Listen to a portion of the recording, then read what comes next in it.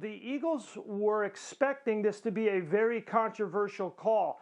GM Howie Roseman, when he was about to make the pick, went on the Microsoft connection with everybody else in the organization. I'm going to go to the glasses here like Tony Kornheiser on PTI.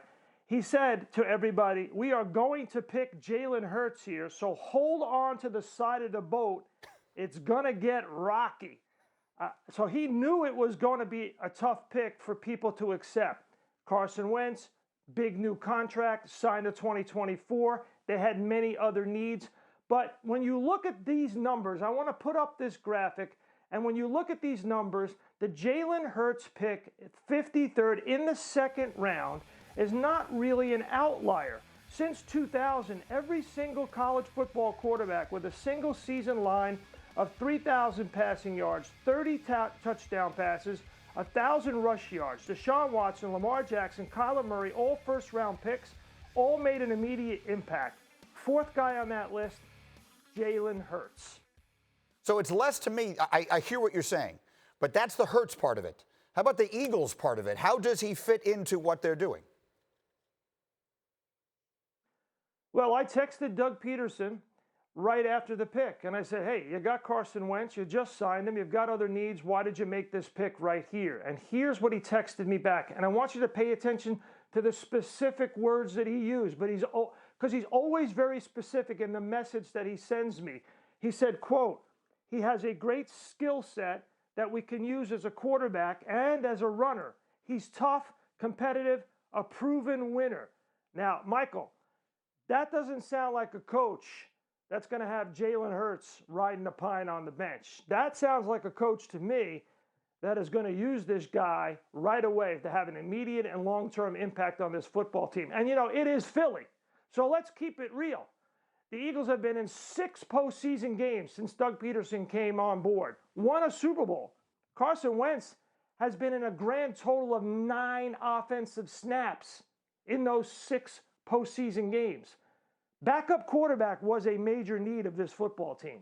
It's a really important point. That's so well done. Sal, it's so great to see you. Thank you, my man. Let's do this again soon. That's obviously one of the most interesting situations in the sport. And so let me bring Orlovsky in on that thought, Dan, because Sal just said they didn't draft this guy to just stick him on the pine. He's going to have a role in the offense. What do you envision that being? Well, Greeny, I've talked about them putting both these quarterbacks, Carson Wentz and Jalen Hurts, on the field at the same time, and I expect them to run multiple RPOs on every single play that they do it. Now, they're going to have to be creative with the way they do it, but Eagles fans, imagine the receiver up at the top of the screen is Deshaun Jackson, and then at the bottom of the screen is Dallas Goedert and Ertz and Jalen Reagor, your first-round pick. Now, what Oklahoma did was they flash-faked through the running back, and they ran a version of a PRO where they stressed the boundary with Jalen Hurts, and those receivers at the bottom of the screen, they're going to run real pass concept routes. And they taught Jalen Hurts, listen, if that's second-level defenders, when you're running the football, if they come attack you, throw the ball behind them, and it's a huge gash in your pass game. But I've talked about 2 quarterbacks on the field at the same time. So let's use our imagination here. Let's pretend the tailback is not on this play, and Carson Wentz is at your traditional quarterback spot, and Jalen Hurts is off to his left. He's going to go across Carson Wentz's face on a run play. And this is the RPO number 1, where Carson Wentz will catch this snap and flash it to Jalen Hurts. And he's going to read that backside linebacker. If he attacks the run, throw the slant behind to that single receiver, Deshaun Jackson. And if he stays back, now hand it off to Jalen Hurts. Now here comes the fun, because Jalen Hurts now has got some lead blockers out in front of him, and he looks like a runner. He's going to stress the horizontal aspect of the field. And you teach him, hey, if those defenders stay back, I want you to go, go, go, go to those blockers out in front. It becomes a run play.